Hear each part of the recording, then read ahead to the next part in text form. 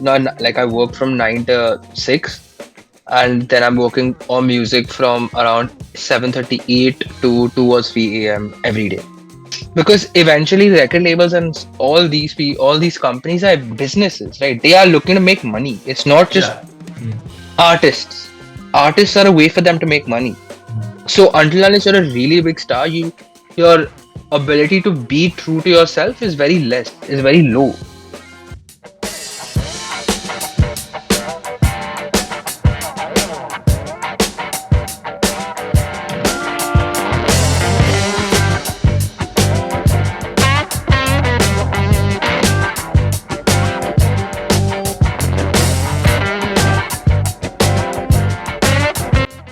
Right, so hello to the people over the internet. Today we have with us Atteev Bhansali. He's a songwriter and a producer based out of Mumbai. Once again, thank you so much, Atteev, for joining in. It means a lot. Thank you so much for having me, man. I appreciate it. Absolutely.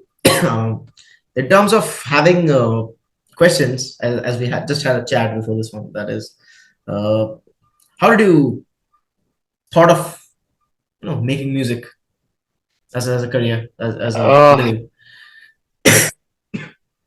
Bro, see, I've been doing music probably since I was 8 years old. So I've been Oh, singing primarily. Music is a career I've been doing since 2 years, since the lockdown hit. During the lockdown is when I started making a lot of music myself. And I started putting out music under my own artist name, Atteev. And mhm, since the lockdown, I never really looked back because I do everything myself, right? So I produce and I write and I record and I mix and I sing mhm. and I master. I do everything myself. So it makes it very easy for me to put out songs. So I just didn't stop and I just kept doing it. And thankfully, it's just been a very good sort of journey and a growth year on year. Mhm. So COVID pushed you to make music, right? Yeah, COVID sort of just pushed me to start releasing music. So you were learning instruments and EDM and all of this stuff. Like, did you learn them from a teacher? You got to an institute for learning music No, so production and all that. no, bro. So I'll tell you how it was. How it was. Mhm. 80% of my law knowledge is self-learned. So I've done everything through YouTube. Like I'm a YouTube fiend. I'm Mm, obsessed with YouTube, and I'm more of a YouTube guy than an Instagram guy. I prefer mm, YouTube any day. mm, Um, so a lot of my stuff that I've done is I've learned over YouTube, and actually in 2018 I went for a 1 month course in LA. That sort of just topped all the knowledge that I knew already. It just compiled it together and gave it to me in a proper presentation that was easily digestible for me to start making actionable moves on them. mm, So just that's sort of my sort of way. I've learned a lot of it myself. mm. So you went to YouTube University to be precise. Yeah, literally. Yep. Mm, So I don't. As of now, I've not. I mean, I am a full time artist, but I'm also running a company. I also run a company with my dad. So my dad, like I work not like I work from 9 to 6, and then I'm working on music from around 7:38 to 2 or 3 a.m. every day. wow. So that's sort of I'm balancing two careers. I'm doing two careers at the same time. Money. um, Yeah, I mean it's less about the money because it's a family. It's just me and my dad. So it's less about the mm, money. It's more about the ability to use both sides of my brain. mm. Because although I love doing music as a creative, I'm also a very logical. I'm a Marwadi, so business and is in my blood. So running a business is something I need to do for my sort of mental health as well because I thoroughly enjoy it, and I've done a lot of specializations in that field as well, and that kind of married into my music career because it helped me look at my music career not only as creative but as a business. How do I attack this industry? So it just Mm, sort of helped me balance it. mm, mm, mm. Great. Yep. And like that brings me to the question that okay, the artists who write songs right now, collab with people, have a band. um, on a scale of 1 to 10, as we like said, Marwari people have business in the blood, right? And that's very true. On a scale of 1 to 10, how important do you think is having a business perspective of your creativity for artists? I think it's foundational, bro. Without having this, you're not going to make it. It's as simple as that. You can get lucky, and you can wait on people and wait on bigger companies to sort of invest in you. But I think that you sort of lose a lot of independence in that. And Also, it's very I hard to convince companies to invest in you. Yeah, that's my point. You don't need to convince anyone. Music is Mm, subjective. If your music is what you don't have to make music for people. You make music for yourself, right? So mm, if mm, you want to have your artistic integrity, you have to look at it. How do I monetize this in the long run? mm, What way do I look at it so that it eventually gets me to a point where I'm able to sustain myself off of it instead of completely losing all your artistic integrity and start making songs that companies will want to buy from you. Those are the two ways that you can go, mm, mm, you mm. know, because eventually record labels and all these companies are businesses, right? They are looking to make money. It's not just Yeah. Mm, artists. Artists are a way for them to make money. mm. So until unless you're a really big star, your ability to be true to yourself is very less, is very low. Because they're just gonna be like make the thing that's gonna like become the most trendy so that we can make the most money. I've given you 5 lakhs.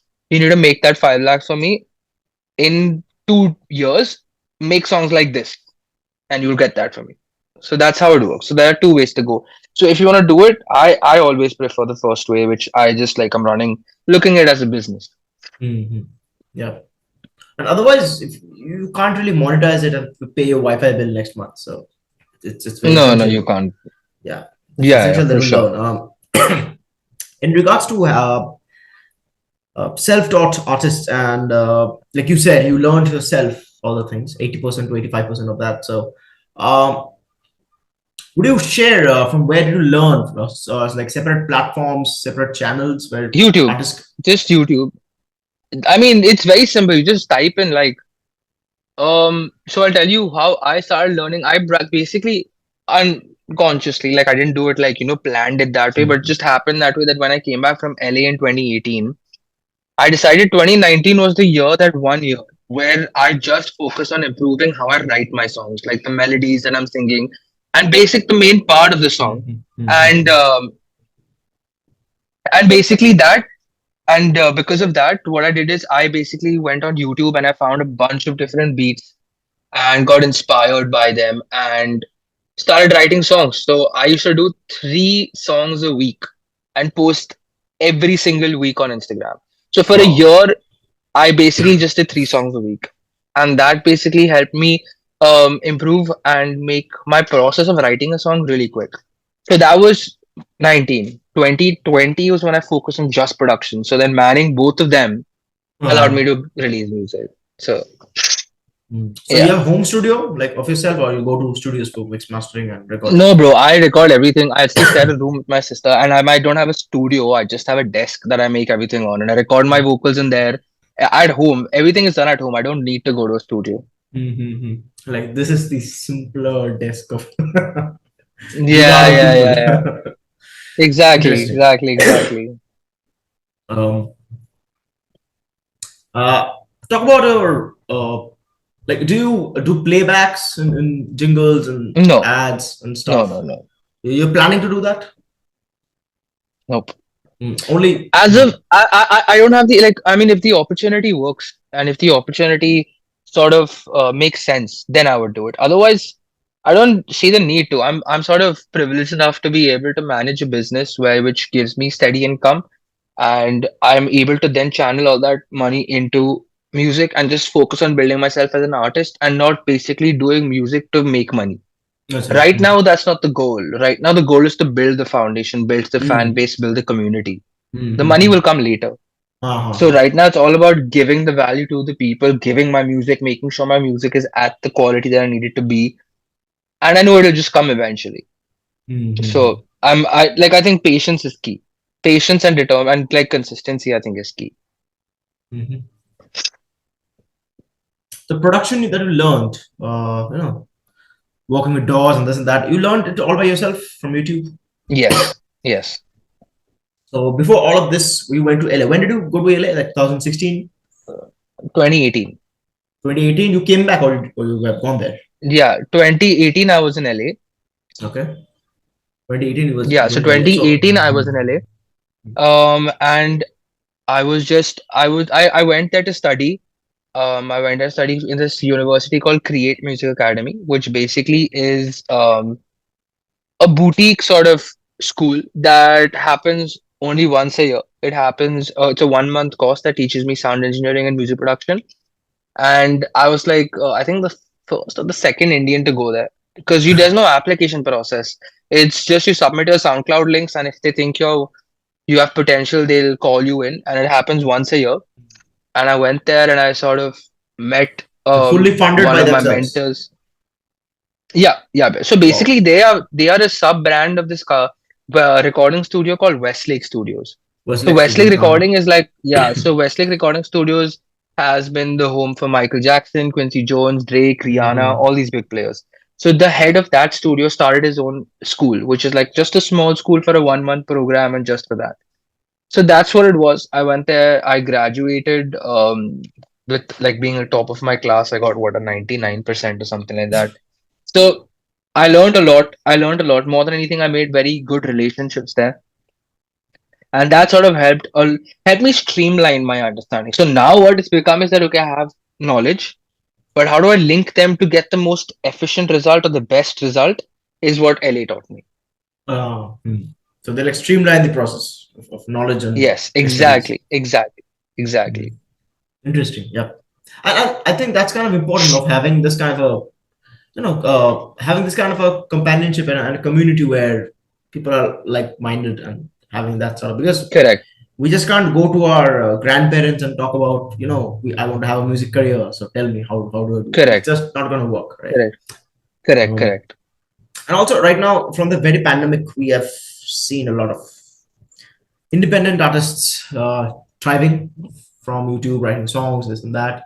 What's your take on this? Like, how do you see, as an artist yourself, how do you see um, music being the a good choice, a good career choice for all the starting artists who are thinking about, let's make music Bro, for a I living. love it, bro. I love it. I mean, I sort of, I keep a very close track on the industry. I like to keep myself very like I said, I look at it very business wise as well. So I like to see what's happening, what are the changes that are happening, and I sort of made this claim or prediction like 3 years ago when the pandemic hit. That in 2 to 3 years, the independent music scene is going to flourish in India, and that's exactly what's happening Voila. right now. And that's exactly what's happening right now. And I knew that if I wanted to catch this wave, I needed to be quick. Mm. So that's why I accelerated my entire. So like during the pandemic, bro, I was working from 8 a.m. to like 2, 3 a.m. every day, Wow. non-stop. So I 16 to was 17 hours just of work. on it without even realizing what's going on. Because I just love it. I got on the flow and the hours went by, but my skills kept upgrading at a very rapid pace. And because of that, it made it a lot easier. Mm-hmm.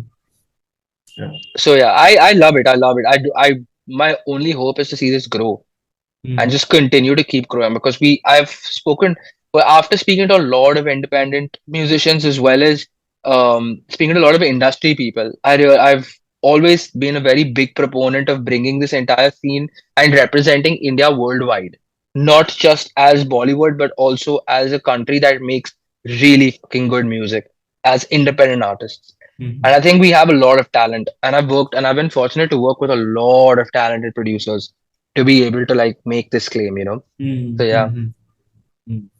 What was the how was the like experience of working with them? The producers you work with, the musicians you talk with and work with. it's been see, bro. I'll tell you what. For me, Mm. it's because of LA and just because of the way I am. I'm very professional in nature.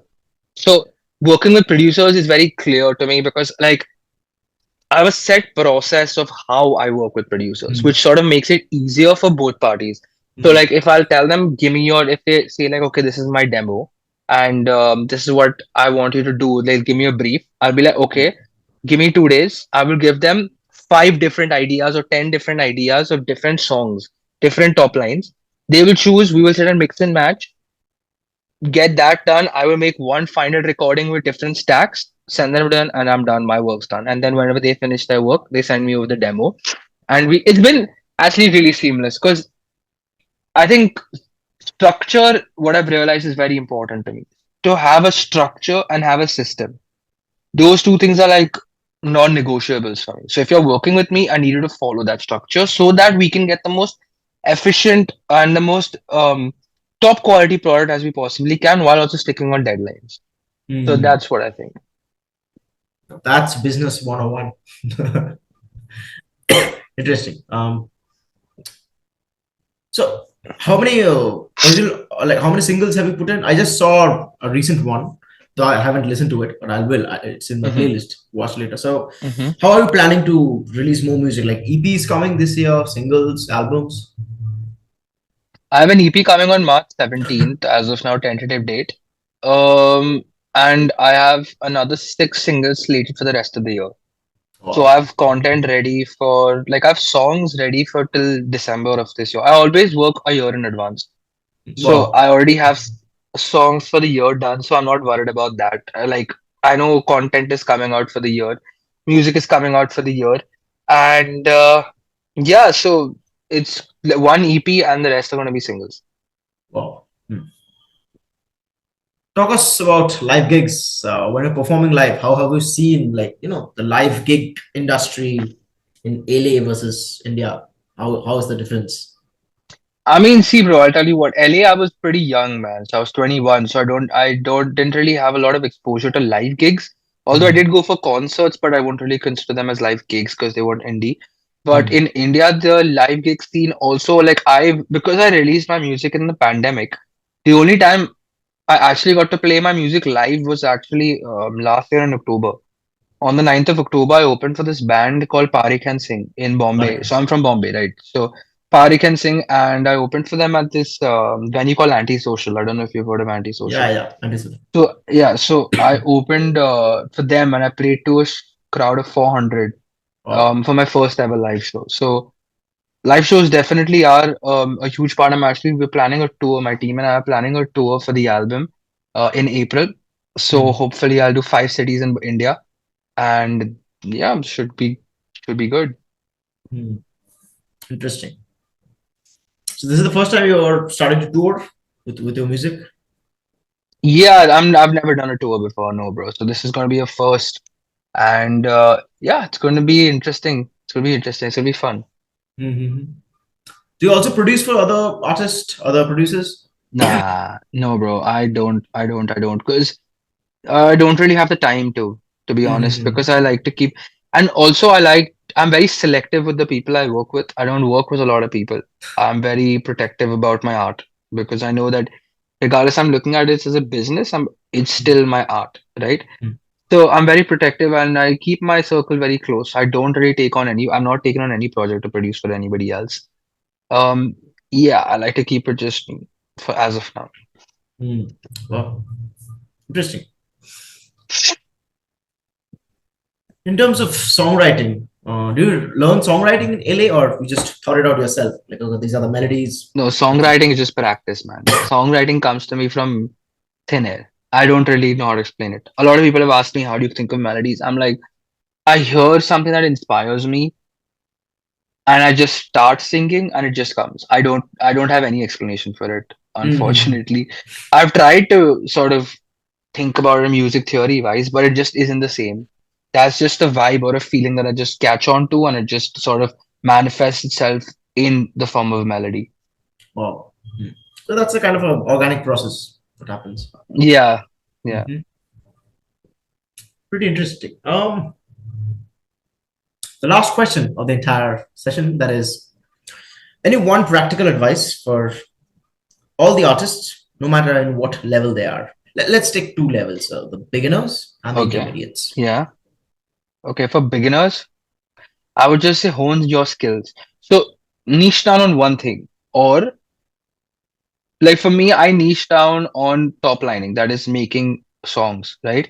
So what that allowed me to do is also collab with a lot of producers because producers are all over the place, right? Mm, For me as a singer. But if you're a producer, I suggest niche down on your style. It's these like this is the sort of advice I give to a lot of producers and artists who come up to me and ask me for like direction or something like just advice in general. And I tell them for beginners, focus on your style. You need to set yourself apart, a USP. Hmm. Understand that the competition is high. Everyone wants to do this. So if until and until you differentiate yourself, you're not going to stand out from the crowd, and you need to stand out from the crowd. That's number Hmm. one. And for intermediate, I would say systems. Build a system. There's this very popular quote is that you don't rise to the level of your goals, you fall to the level of your systems. And a systems is what helped me sort of manage two careers at the same time. Helps me keep on consistently be able to like have songs ready for the year, have content ready to be pushing out for the EP like 2 months in advance, have everything ready, prepped, good to go, Just and a click allow of efficient button will do the communication. work. Exactly. It's your system that is extremely important. And have a vision, like know what your end goal is. If you don't know what your end goal is, what is the point in working? Like, Yeah. what is the Hmm. point in taking it forward? Yep. Yep. So I would suggest those two things for sure. Yep. Well, it's been a lovely time chatting with you. For the people who are watching this, I'll leave all the links uh, in the description below. Please check them out, support or listen to his music, and a lot of, as he said, like a lot of singles and EPs coming out. So show your support on that. Yeah. And thank you so much, man, for joining. It means a lot. Thank you so much, man. Thank you, Thanks, bro. thanks. Have a great night. Oh, you'll be walking right now, right? So yeah, have a great night. Yeah, I'm probably going to work now. All All right, right. man. It was really good talking to you, bro. I appreciate you reaching out. It Thank you so was much, it was man. nice, man. Thank you so much, man. Means a Thank lot. you. All the best, bro. All the best. Absolutely, absolutely. Good Bye night, man. bye. Bye bye. Good night.